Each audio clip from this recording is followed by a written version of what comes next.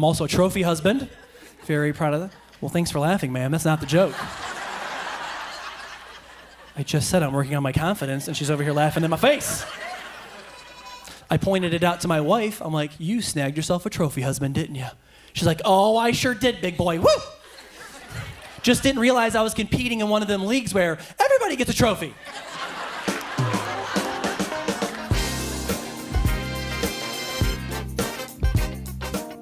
Hello, Shawn. How's it going, my man? You're looking good. You as well, sir. How are you today? I'm great. I'm glad to see you, and I like the glasses. I know that you wear them in photos, but I think they look better on screen. I love hearing that. Let me back this up a little bit. I'm like a little tight. Are those like your favorite covers of art? Tell me the background. No, it's our family art wall. So it's all like my kids and my wife and stuff. Beautiful. Yeah, a lot of painters in here. You're not going to see any of my paintings on this wall. Shawn, I'm glad you're here today. Glad to be here, man. I mean, I literally mean I'm glad you have hair. So, true confession, I've started cutting my own hair. It looks great. Very shiny. Are you doing your own waxing or are you outsourcing that? I probably need to do a polish and wax scenario. Yeah. Looks great though. I mean, I'm heading there. I'm just putting it off. But I'm right behind you. It's kind of like the battle of the continents with my hair. Like when I would let it grow out, it would like, okay, this is like South America. This is like Canada. And then over here would be like Greenland. It starts as Pangea, right? It's all together. And then it slowly starts. Yeah. And I guess it's like the Panama Canal. Yeah. Yeah. I haven't thought about Pangea since middle school. I hope I'm saying that right. Somebody like really smart is going to be like, that's not what it is. Well, you're smarter than me because I failed homeschool. So, not happening. So tell us, where are you right now? I'm home. I am in Lexington, Kentucky, where I live with my wife. And we have 6 kids. I always say wife and 6 kids, but our oldest has moved out. So we're down to 5. So only 5 now. Well, cheers to only 5. Yeah. Yeah. Cheers to that. She is the youngest of 6.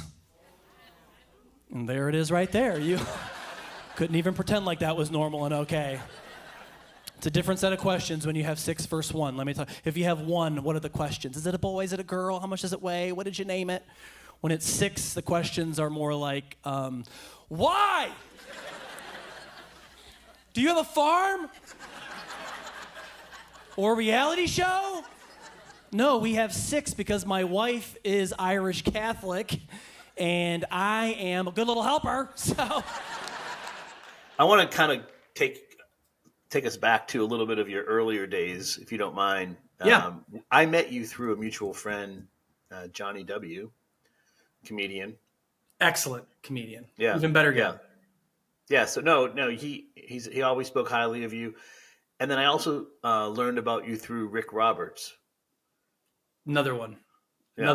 Another great comedian, great guy. Actually, I was just in Wisconsin with Johnny. We did an event together. That's beautiful. That poster, by the way, that you did, I thought looked awesome. I think it was. I think the promoter did that, but it was a great show. It was a lot of fun, and as comedians, we're always by ourselves, so it was really cool to be there with Johnny and get to do a show with Johnny. Did you guys do anything on stage together? We did not. And we talked about it because Johnny does joke medley at the end, where he does his little short one-liners. Like my favorite one that he does is Lamaze instructors have dilated pupils, and that is it's like the perfect joke. But I don't write jokes like that, and that's what I do. I like telling stories, and then we go right. And so I was like, nah. I go, that's not what I do. I'm not going to do round. Peg, square hole, so, sure. So we didn't, but we had a great show though. That's awesome. No, good for you. Kudos. And comedy for you, I'm intrigued with the life that you've lived, because you're doing keynote speaking, you're doing storytelling, you're doing comedy, but you and I have engaged on some of the Laugh All Night events, and you've done 2 live tapings. Tell me about your comedy start. When did that genesis begin? Yeah, so it actually began. I have one sibling, a younger brother. We're very close. And he got married, and I was the best man. And instead of doing a toast, I did a roast. And I roasted him as my speech. And I knew his bride to be very well. And so I roasted her, and I had props. And it was a whole thing. I did a tight 8. And he loved it. And then after, everybody was just so complimentary. And they were like, awesome. Man, my one aunt literally said to me, she's like, you missed your calling to do stand-up. And enough people said it that I was like, well, I'm going to go try it. And that was truly it. It was people complimenting me. And it's so crazy. I think if nobody would have said anything to me that night, I never would have went to an open mic.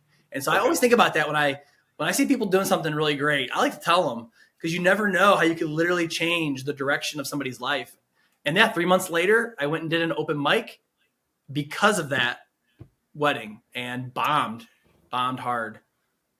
But that's what I'm not laughing at you. I have been there. I want to hear about this. So your first open mic you bombed, where was that? Yeah, and let me tell you something, nobody was laughing at me that night either. And it was at the Louisville Improv. Okay, and it was a show where you had to bring 10 people. That was how you got stage time. Wow. I live in Lexington. Louisville is like an hour and 20-minute drive. So not only did I choose to do this as my first open mic, I dragged 10 people that I knew to Louisville to watch me eat it. But here was the worst part. I hear that everybody fails their first time doing stand-up, and I'm like, I'm not going to fail. So I practiced extra long, and I rehearsed and I rehearsed and I rehearsed, and what I did was I over-rehearsed it. And right before I went on stage, I can see myself in the green room getting ready to go onto the stage. My heart is racing. I am panicking. And right before I went on stage, I go, man, every great comedian doesn't wear glasses. And I am blind without my glasses. I'm like, Jerry Seinfeld doesn't have glasses, and Bill Cosby, and Richard Pryor, and Chris Rock, Brian Regan, Jim Gaffigan. I'm like, oh my gosh, comedians don't wear glasses. This is like in the moment of panic. On the side stages, they're like introducing me. I take my glasses off, and I put them down in the green room, and I walk up on stage, never having been on stage. And it's a comedy club. And you don't know this if you've never done comedy. You get on stage. Now, you know this because you've been on many stages. You get on these stages, the whole room's black, and the spotlights are so bright. Yeah. Right? They're blinding. You've probably been there many times where it's almost like too blinding, and you feel disconnected because you can't see. Yeah, well, so not only was I experiencing that for the first time, with my glasses on, that would have been hard. But now I'm also blind, and I'm disoriented. And, oh man. And then I have video of it. I was just so over rehearsed. I had just done it so many times. And then also I'm lost. I'm disoriented. It was probably like the worst 3 minutes of comedy ever done. It was so bad when my wife and I got to the car.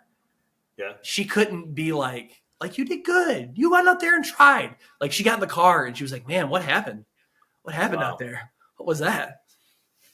But I'm a glutton for punishment. Yeah, there's a comedian. He's not a clean comic, but he was on, I think it was Last Comic Standing, Ralphie May. He said, you cannot kill unless you bombed. Yes. Well, kudos to you for jumping through that pane of glass. You know, I find some comics that are in the moment like that, you know, you feel like you're living outside of yourself when something that terrible happens. Oh, yeah. It's really interesting, isn't it? It was horrible. And in the car, I was like, yeah, I'm never doing that again. And I can't remember. I think I'm just competitive. And so the next time I went to an open mic where I didn't have to tell anybody. And then I figured out like, oh, this is how you do this. You go to a place where you can just go on stage and you bomb in front of people you don't know. That's much better. And so then I think that was what it was. I think I had an opportunity to do an open mic where I didn't have to bring anybody. And that was a game changer. And I did better. Mm-hmm. And you know, it's like anything else. You just get better as you go along. But it's really cool how it all came together for me in my career, because like God was planting these seeds and I didn't even realize it until many years later. I probably should have recognized it earlier, but like everything for me came together in like a 9-month period. I did my brother's wedding. Okay. 3 months later, I did that open mic. At this same time, my wife and I were in the process of adopting our son, Keegan. He had came into our lives, and my My wife had known his mom from work, and it was an incredible story of how we adopted him. And it was a total God story. And that happened at the same time I bombed at this open mic. And then my wife took me to a church here in Lexington to see this comedian. And I had only been on stage once or twice. And she's like, we're going to go see this comedian. This is like 14, 15 years ago, named Tim Hawkins. Yeah. I had never heard of him. And I went to this church and I saw this show with Tim. And I was like, oh my goodness. There was 2,000 people in there roaring. And he had this middle act because he opens and then he has a middle act and then he comes back out. And I remember the middle act was great. It was John Branyan. Yep. And I was sitting in the audience and I'm like, man, I could never be Tim Hawkins. I know that. He's special. He's a 1 in a million. I go, but I wonder if I could be that guy. And from that moment on, I was like, I'm doing comedy that could be performed in a church, period, the end. Yeah. And so it's really interesting because then as time went on, I wrote a bit about how we adopted our son and giving the glory to God. And it's a great God story. And that was how I started getting booked in the early years. Was pastors were really excited that I had this great testimony that I was ending my shows with that was also funny. And so that really helped me get booked and start my career, was that adoption happening, which also happened at the same time that I started doing comedy. And then, fast forward 8 years later, I'm that guy. I'm touring with Tim Hawkins. I'm doing the middle act in 2018, 2019. And then, this is really cool. You probably don't even know this. A few years ago, we switched to a private Christian school, a small school, and it's really changed our lives. I could talk about it for hours. It is dramatically changed our lives. Our kids, us. It's a great place for us to be. And my kids' school is inside of that church where I saw Tim Hawkins 14 years earlier. Wow. That's amazing. So it's like it all came full circle. And if I'm not incorrect, we did a Tim Hawkins tour in Florida and you were the middleman, or actually opened up for him, remember? We did. It was so fantastic. It was the first time I met you. And it was really awesome. It was actually one of the last shows that he did with an opening act because he's changed his model a little bit and he's doing solo shows. I was like I got the last weekend. Yeah. And so everybody's like, what did you do? What'd you do, man? Why don't we? But that was you brought the Twinkies, remember? And I did. Yeah, the second night we brought Twinkies out. And actually it's funny, we brought the Twinkies back because he took a short sabbatical, but seeing you perform for Tim, obviously introduced us, from a live experience. We had known each other, through some mutual introductions, but that had to be one of your, I don't want to call it like a life achievement award, but to go on tour with Tim or to take the stage with other comics kind of made you realize, okay, I stepped over that fear of the open mic and now I have some material. What was that feeling like for you? And then when it came to writing, when did you feel like you were ready for that? Yeah, so it's kind of like two separate answers, but just to quickly answer the first part, yes, touring with Tim was a huge life achievement. I think he's the gold standard for what we do. And like I said, I sat in that church 14 years ago and saw his show, and I was like, that's kind of my dream. I don't think I can be Tim, but I think I can be the guy with Tim. Right. But yeah, I started doing the open mics and writing clean comedy. I was always in my brain saying, I'm performing like a pastor of a church that might book me as at this open mic. I don't care if I'm at a dive bar. It's true. Yeah. And Tim, you know this. It would be like 12 comedians in front of me just doing the filthiest material. Just horrible, filthy. And then I'd be up there talking about being in the cry room, with my kids at church. But here was the thing. That was the turning point. When I would do those shows, tough shows. Oh, yeah. And I would get big laughs on my clean family church material. And I really started getting them. That's when I got the confidence. I'm like, this isn't even my crowd. And then I went to the Christian Comedians Association conference. Yeah. And that's what really did it. I got to perform as a newcomer. They have like a newcomer showcase. And I did very well because I had been doing these horrible shows for like 4 or 5 years. And so Johnny W. and John Branyan and Marty Simpson, they're like, who are you? Like, where have you been? Because they could tell I had some chops. Because a lot of times people come to that conference when they're just starting comedy. But I had been doing terrible shows for 4 or 5 years. Yeah. And so that's what really accelerated me, was that my first impression was pretty strong versus had I went to that conference 4 years earlier. No, that's tremendous. I commend you for that. to host Laugh All Night, I've done some open mics in Orlando at obviously secular clubs, and it's a harsh audience to test material. I remember my first open mic. I'm sitting there waiting to go on, and it was like so filthy. I'm like, I can't believe I'm even here. I want to run for the doors. And I remember about one joke in, and I think I only had one joke, to be honest. I said this line, I'm a clean comic. Sorry if that offends you. Yeah, some people. Some people, they don't like it. But it's true. If you can write, the analogy is it's harder to write clean. And that if you write clean, you can write clean. But if you write dirty, you can't take dirty and make it clean. There's a lot of comics who have said that. It's an interesting fact. It's hard. It's really hard. It is hard. Jerry Seinfeld has my favorite quote about clean comedy. And that's, it's like a car race. In clean comedy, you have to go all the way around the track. And when you're using the F word to really shock people or say something shocking that elicits an automatic laugh, sometimes out of nervousness, he goes, that's like cutting across the infield of the racetrack. And I always just thought that was a great analogy. That is a beautiful analogy. Yeah. I'm glad you said that. And it goes by quick too, right? 1 minute you're up doing midnight feedings with a baby. 30 years go by, you wake up spooning with somebody strapped to a CPAP machine.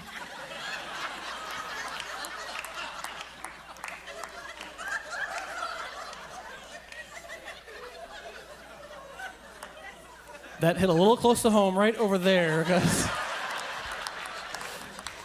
she's laughing and he's wheezing. That's how you can tell. That's how you know. I'm telling you, before the CPAP machine came into our lives, my head would hit the pillow and I would instantly fall asleep. Not anymore. My head hits the pillow and this one starts in sounding like a villain in a horror movie. Now I lay me down if I shall die. It's like, hey, Lord Vader. Maybe knock out the prayers, then hook up the gear. Giving me nightmares. When it comes to writing, do you mind kind of putting us behind the curtain? Maybe a little glimpse into the creative mind of Shawn Reynolds. What's that like? Yeah, so I wish I could sit down and write. I know comedians that do that. Jerry Seinfeld, going back to Jerry, he says he sits down with a yellow pad and a blue Bic pen, and I can't do that. So here's how I write comedy. First, there you go. Perfect. Look at that. You're on the. This was just for you. I just want you to know that. So I have discovered I write comedy. Maybe because I have like nervous energy. I have to pace.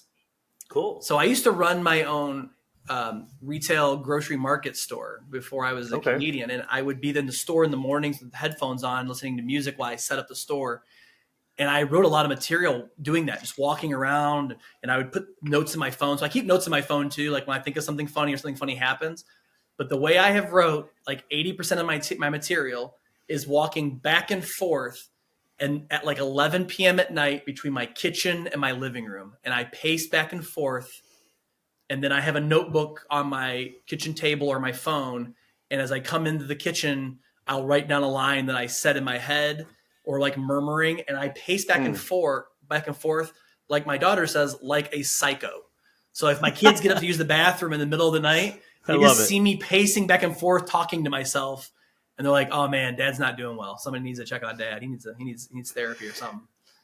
So I think I remember you mentioning this either in one of your bits or sometime on the road together. You mentioned about this pacing thing, or even talking to yourself, or talking out loud. People are just like, "Is everything okay with him?" Yeah, and my brain works at night, so I pace back and forth. But I sat down years ago, and I was like, when I'm having writer's block, and I'm like going back to like, okay, when did I write that bit? Where was I when I wrote that bit? And that's how I put the pattern together. Oh my gosh, I wrote that when I was working, going back and forth. I wrote that walking around the house, So I put it together pretty quickly. That's what works for me.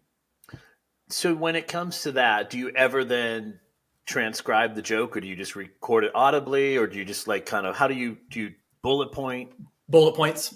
Yeah. And honestly, that's a lesson learned from my first open mic, because buddy, that first open mic, I typed out that bit word for word.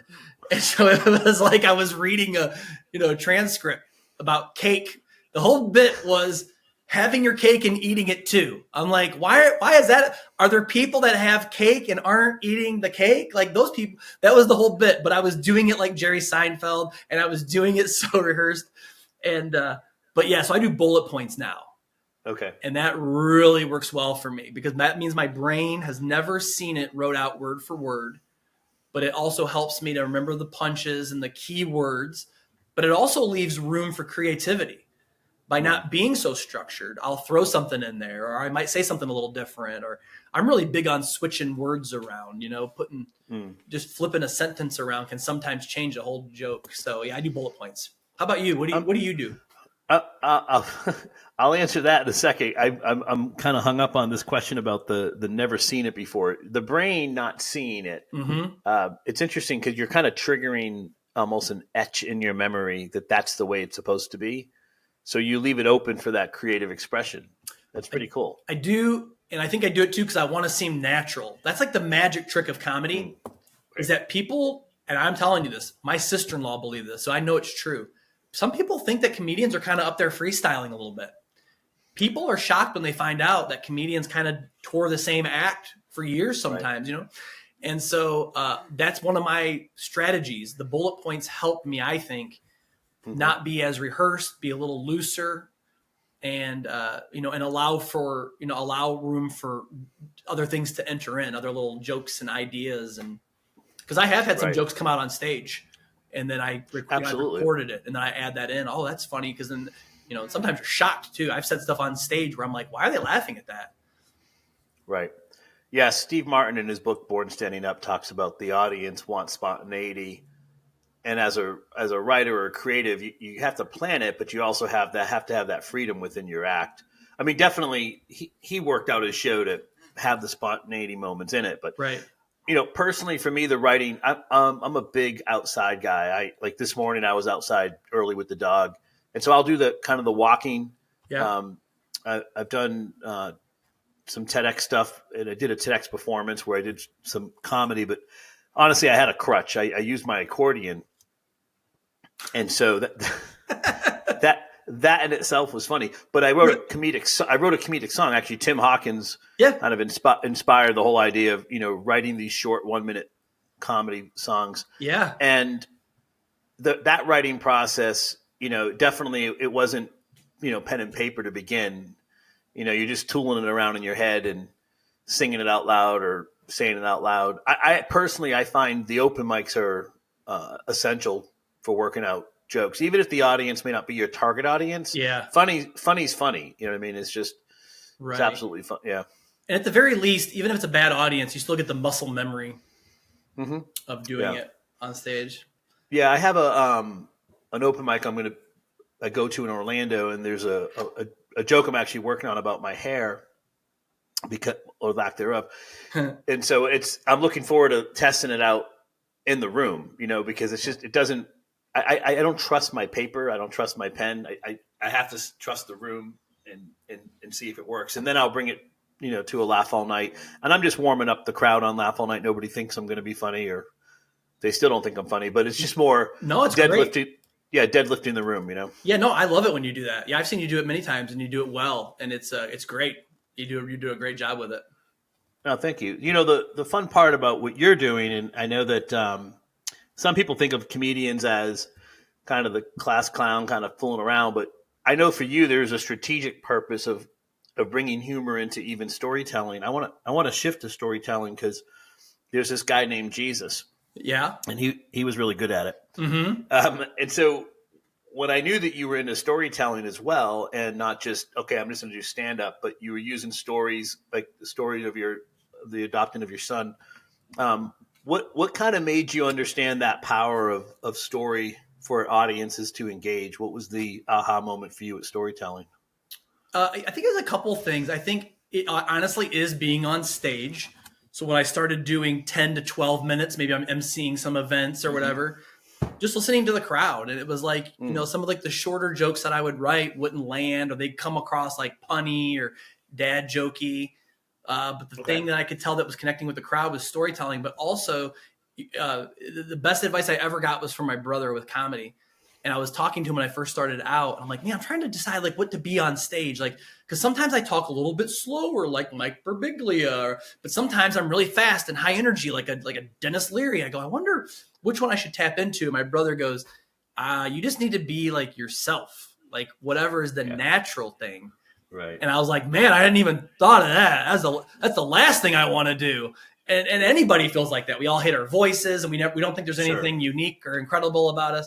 But that was where my brother really helped me like be myself. And he's like, think about like, you're so funny when we're hanging out as a family and you're telling everybody a story. You know, it can be like something crazy that happened at the grocery store. Like, he's like, that's your magic. He's like, you've never been like a knock joke or, you know, like doing dumb dad jokes. He's like, your magic is like the storytelling, and you keep people on the edge of their seats. And he's like, and you're always the butt of the joke, which also is a trick in comedy, is when you can be the butt of the joke. I think it helps the audience relax a little bit. I have an awesome wife. She's a great cook, but because we have all these kids, we're always running around, getting people to practice, running here and there. So we eat a lot of pizza at my house. A lot of pizza. I've told you how many kids I have. You've done the math. You already know where we are ordering our pizza from. Go ahead and yell it out. You're darn right, it's Little Caesars. Nobody ever gets that wrong. Nobody ever yells out Pizza Hut, because Pizza Hut says I love you and I care about you and I want you to be happy. Little Caesars just goes, well, I gotta feed all you people. This is what you're getting. Sorry. That is $5 of hot garbage right there. Tell me about some of your keynote speaking. I know that you have a cause that's near and dear to your heart, and you have a story about adoption in your own family. Yeah. So basically, like? the speaking that I do is usually like when a nonprofit, this is the thing I'm most passionate about. I love doing shows at churches. I'll always do them, but I really love it when I get to partner with a nonprofit that I believe in as well, that I'm aligned with. You know, like New Missions. The work that you all do, it just blows me away, and I'm always fired up when I'm doing a show connected to New Missions. But I do like a lot of pregnancy centers. As somebody that my wife and I, we did get pregnant when we were young. And then we've also, like I said, adopted our son from a single teen mom. So I just have a real heart for the work they do, homeless shelters, domestic violence, and then anything with adoption and foster kids. But I like to, when I partner with these organizations, I don't just show up and do comedy. I get to know the organization. I like to tour the facility. I meet the team. I hear the stories. I hear the struggles, the wins. And then I put that at the end of my shows when I'm performing at their galas, is I'm doing the comedy like I would do anywhere. Right. But then I take a hard left turn and start talking to the donors and the supporters about the mission, and I can speak to it, you know, with some specifics. And I met the volunteer and this person and saw this and saw that, and wow, they're such great stewards of your time and your money. And so I really like it when I get to speak at the end. And sometimes I get asked to do the appeal, the ask at the end. I'll do it. And so that's awesome. That's what I really, really love. And I think it's a good fit too, because once you've kind of won over a crowd with comedy and humor, and once again, self-deprecating, and, you know, family humor and the story of my son's adoption, it's pretty impactful then when that person starts talking about the mission that we're there to really support and can speak to it specifically. And so that's kind of been the thing I'm so glad God has like put on my heart and put me in the path of, is these amazing organizations that bring me in to do that. And that's just been like a dream come true. If I could do 50 of those a year, I'd be living my dream life. That's awesome. And you have all that info at your website? Yeah, ShawnReynolds.com. I have all that. And, you know, the promo reel, everything on my ShawnReynolds.com is specifically designed for like nonprofit leaders. The testimonials from other executive directors, and the promo reel has a little bit of the mix of the comedy and the speaking at the end of the shows. So that's awesome. Yeah, I was impressed. You actually had a tie on. Yeah. Oh, yeah. For these nice galas, buddy. You got to dress up. I will. I'll put the nice. I don't like doing it. I don't like doing it, but I will. I will. I'm the same way. Like, you know, during the year, there's like a half a dozen events where I have to wear a suit, and I have one suit. And then I'm like, you go to my closet and it's like all black. Yeah, you were the black T-shirt. You were the solid black T-shirt. Looks good. It looks good. Like I'm always wearing black.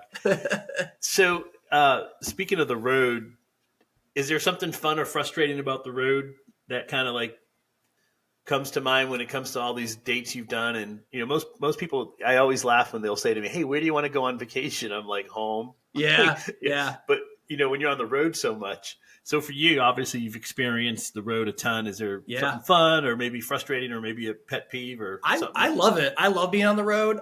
So I'll tell you a couple things. One, the nicest people in the country are in North Dakota. Okay. Who knew? I was in North Dakota and I told an older lady that at a church after a show. And I was like, are you all aware that like the nicest humans in the planet are in North Dakota? And she goes, shh. Really? Don't tell anybody. We don't have anybody up here. And so, I love North Dakota. Is it just because they're so happy someone came to visit them? I mean, do they ever get out? I think it's probably part of it. Yep. They're like, oh my gosh, a comedian came up here. But I mean, I'm telling you, everywhere we went, like the servers at restaurants, the Walmart cashiers are friendly. Wow. It's like crazy. Everybody's just so nice. But yeah, the hard thing on the road is definitely just being alone. This happened a couple weeks ago. I can't stop thinking about it. I was in Plano, Texas. I did Grace Church Plano. It's one of the best shows I've ever done. It was amazing. And it was a Valentine's. It was February 14th. It was Valentine's night. It was a marriage event. The event was bonkers great. But I eat after the show. I don't eat before the show. Okay. And so I'm like, all right, I'm starving. I don't want fast food. I had fast food for lunch. I'm like, I got to go eat. And I'm like, I'm tired. I got to eat by my hotel. It's about 8:30. I'm like, I want to eat by the hotel. I don't want to go anywhere. And there was only 2 restaurants by my hotel. And it was Olive Garden and Denny's. And I was like, it's Valentine. And it hit me. I'm like, oh my gosh, it's Valentine. I'm not going to Olive Garden. Like, it's going to be total date night in there. It's going to be so weird. I'll just go to Denny's. Well, I walked into Denny's on Valentine's. And let me tell you something. Denny's was like, it's Valentine's. We're going up a level, right? Because it's Denny's. Way.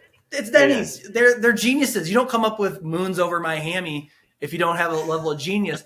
And so they had done a Valentine's theme. All the tables had the Valentine's tablecloths. They had little candles at each table. And so I walked in and there was like 18 couples in this Denny's. And then I'm sitting there eating by myself. And the server, she was so nice. She was so sweet. And I could tell she felt sorry for me. Like, I just got the best. She kept checking on me and she just kept being like, is everything okay? Is everything good? Is everything okay? And then I realized as I was leaving, I'm like, I think when she was asking me, is everything okay? She wasn't asking about the food. I think she was like, are you okay? Like, is everything okay? Like, you're by yourself at a Denny's on Valentine's and are you okay? Or is everything good? And I was just like, yeah, it's great. The Grand Slam breakfast is amazing. Yeah, I DoorDash my wife food. She's home. Yes. Yeah. It's like, oh, yeah, the Denny's on the road. That's a great story because I know that you walk into places like that and you're dreading reality, but then you get surprised with something extraordinary, which is huge. That's a big one. Yeah. Yeah, I like breakfast actually after a show. Sometimes if you can grab breakfast in the evening, after an event. But I agree, eating before, oh my gosh. I don't know what that is. That's a Rick Roberts tip. When I started doing comedy, Rick had a great podcast called School of Laughs, which is still, you can listen to it. And that was one of his stories was, he's like, I did an event, it was a corporate event and they fed me. And he goes, and that was the night I found out I was allergic to cumin. And he goes, I got on stage and he said, my tongue swelled. And he goes, I'm 10 minutes into my set. And he goes, I had to stop the set and go to the ER. And I heard that story early on. And I'm like, say no more, Rick Roberts. Rick Roberts fell so the rest of us could walk. Because I was like, man, I will never eat before a show after hearing that story. No, Rick's a dear friend, but he's also been very, very, very generous to so many comedians. He's the best. He really is. I agree. Don't eat before the show. Tell us a little bit about your family. I know we kind of flew over that reality of 6 kids, one's out of the house, but what's that like as a dad, mom, and you, and the tribe? We love it, and it's funny. Most of my kids, they say they want to have big families, so I'm like, okay, that means you guys are digging this. What we got going on, this whole we can't ever go out to eat because there's too many of you. Because you worry about things like there's some things you just can't do as a big family, and there's some you can't give everybody the individual attention you can if you have 1 or 2. So when the kids say they want to have a big family, that's nice. But yeah, no, I love it. There's like never a dull moment. Everybody's very different and everybody combines differently on different nights. So we kind of talked about that. We really like that. Like, how everybody can kind of, go off with their own little buddy and change it the next night. And we're a pretty close family. We eat together and we try to watch something together. It gets hard, with the big gap. But we love The Chosen, and we've watched the little Cobra Kai. But yeah, I'm a blessed man. We're very, very lucky. And what's the age range? So our youngest is 8, and our oldest is 24, and he's out of the house though. So in the house though, we have from 8 to 21. Great. Is he nearby? Does he come over for dinner once in a while? He lives 2.5 hours away. So it's like the worst thing that's ever happened. We are so depressed because he is such a great guy and we love him, but he graduated and he's got a great job and a great, great girl. And so we're really happy for him, but it's hard when the oldest leaves. Like, I'm the opposite. I know a lot of dads and parents are like, let's get him out of the house. I'm like, no, don't leave. Who am I going to watch The Office with? Maybe you've not ever noticed this before, but the bathroom is the only place and the only room in the house where we do not refer to ourselves in the first person. Have you ever realized that before? Any other room? Who's in the basement? I'm in the basement. I'm in the kitchen. I'm in bed reading a book.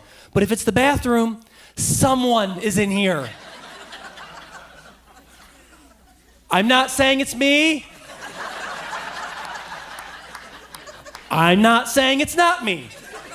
I'm just saying it's someone. We get in there and we think we are in the witness protection program. Do you guys have a favorite movie? We are big fans of a movie that we are shocked is not more popular. So we always tell everybody to watch this one. And I think it's the name of the movie that heard it.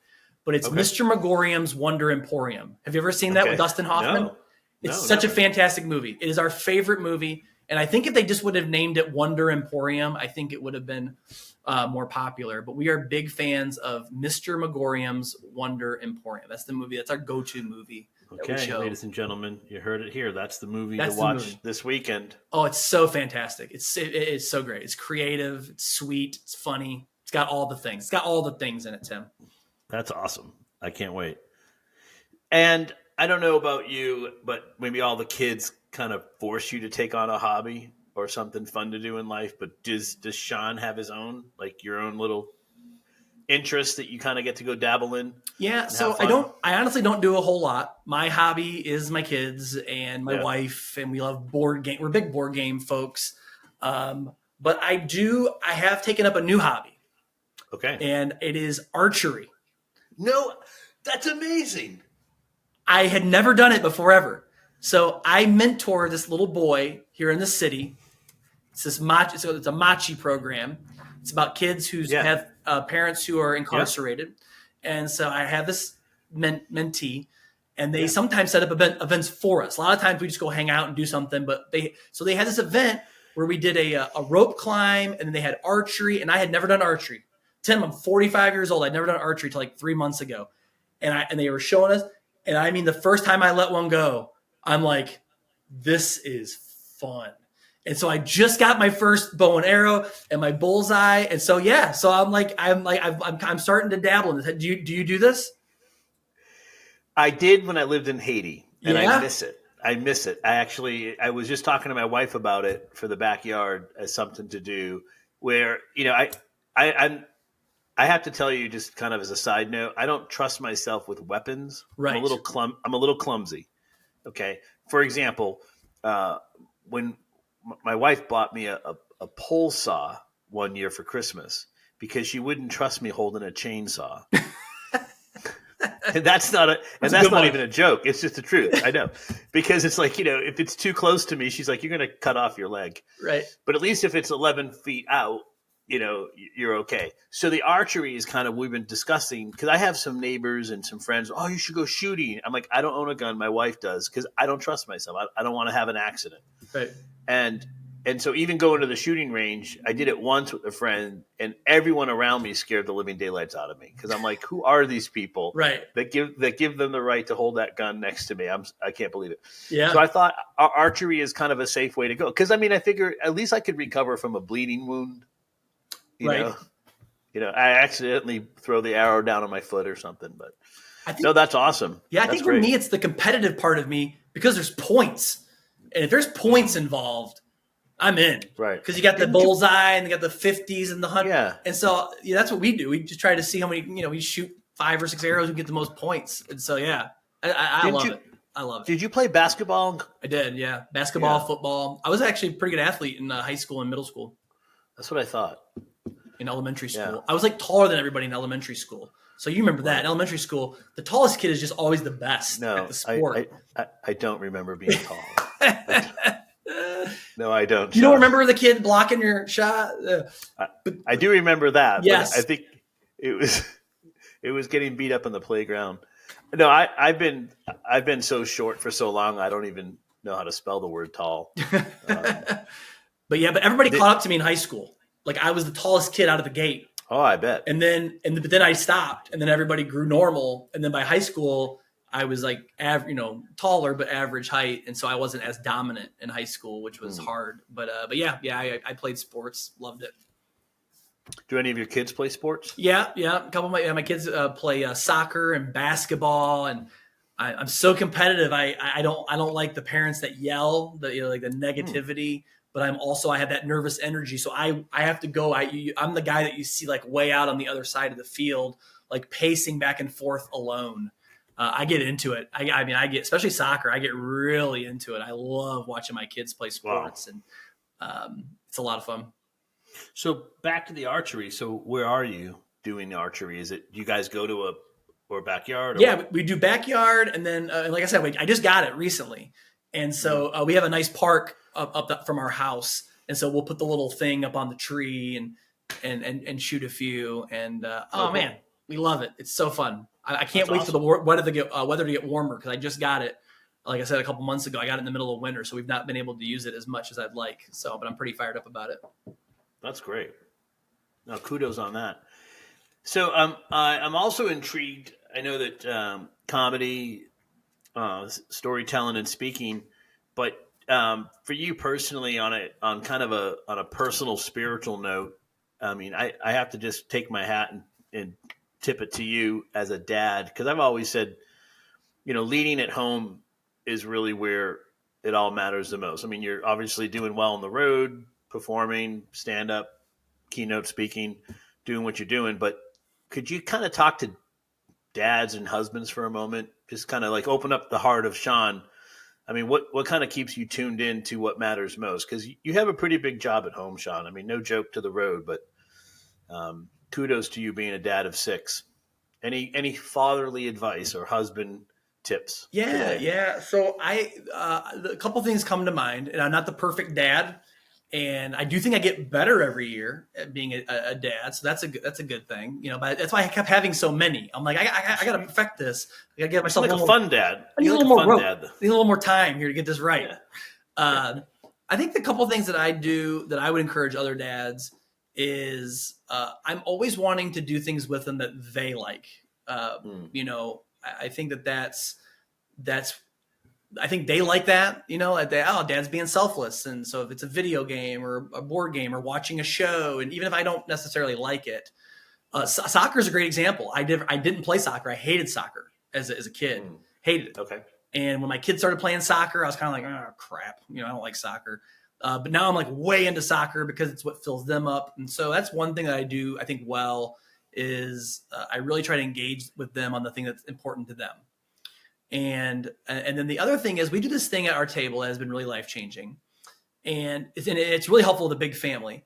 But whenever we sit down for dinner, we go around the table and we do a couple different things. We do high-low, and we do the favorite game. And so high-low, basically everybody goes around the table and they tell us their low moment of the day and their high moment of the day, that specific day. And it seems like a small thing, but you can really learn a lot about your kid's day. Because before that, I would say to my kids, how was your day? Fine. Okay, everything was good? Yeah, everything was fine. Okay. And then you leave it at that. But then you do high-low, and all of a sudden, my low moment was, this kid, knocked my water into my lap at lunch. And it's like, that didn't come out in the I'm fine, right? Right. So high-low, it really lets me know, like, if something bad happened to one of my kids that day, and also get to celebrate the high. And then you also get to learn what the high is too. Because sometimes the high is something that you did and you don't realize how much it meant. My son recently, he's in the worship band at his school and they play chapel on Wednesdays at noon. And he had been telling me, oh man, the song we're doing this Wednesday is awesome. And so I showed up. I showed up that noon at Wednesday and I watched the chapel from the back. And that was his high. My high was Dad coming to chapel today. And so you go, oh, that really mattered. That was a big deal. That was the high point of the day. So yeah, high-low is the thing I always tell families to do. It's a great structured way to pull more information out of your kids. It's not fine, yes, no.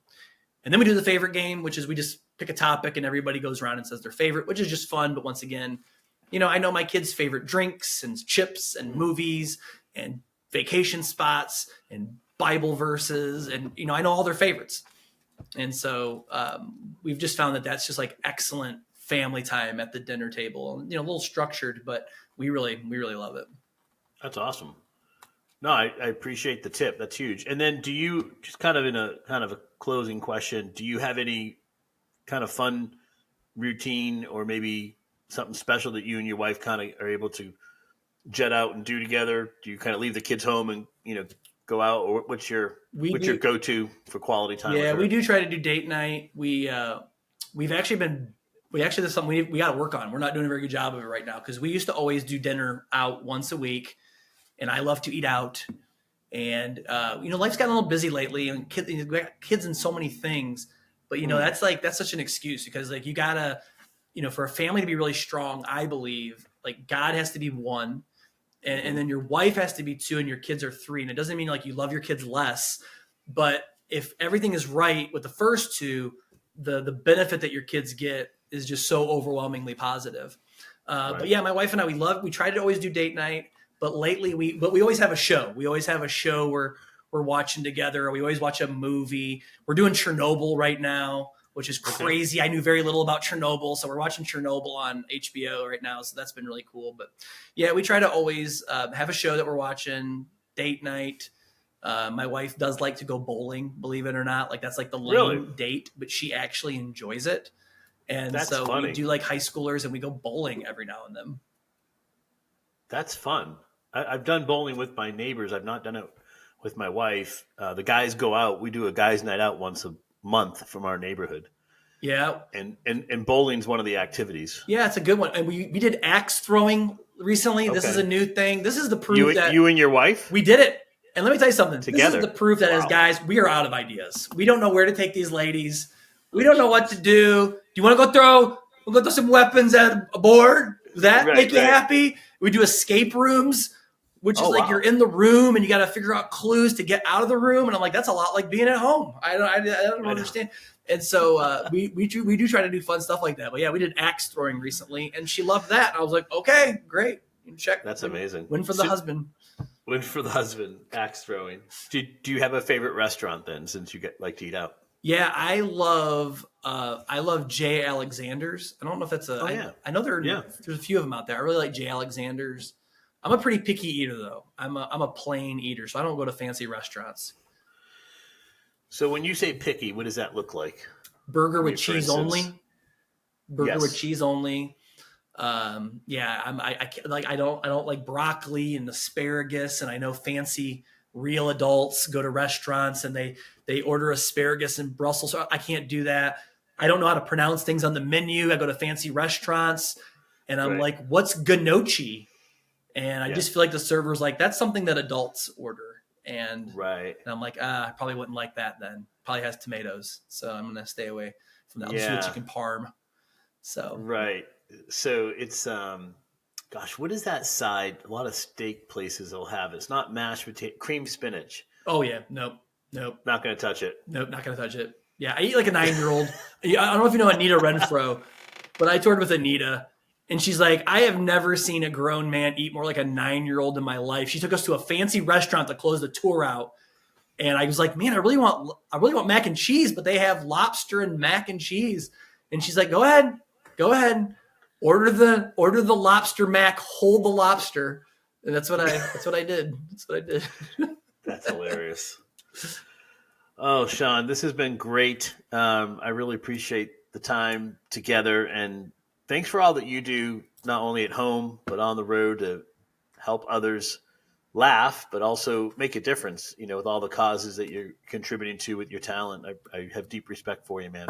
Well, thanks. Right back at you. The work you guys do at New Missions, and I always look forward to seeing the newsletters and hearing the updates. And sometimes they're tough updates, and so we're always praying for you all with New Missions and all the work that you're doing as well.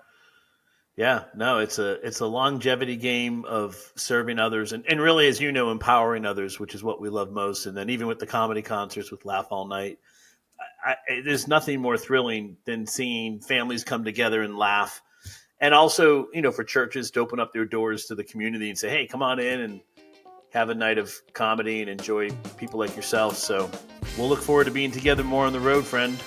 Absolutely. I appreciate it. Yeah, thanks for tuning in today. This is great. Mr. Shawn Reynolds in the green room. Laugh all night. Thanks, bro. Thank you.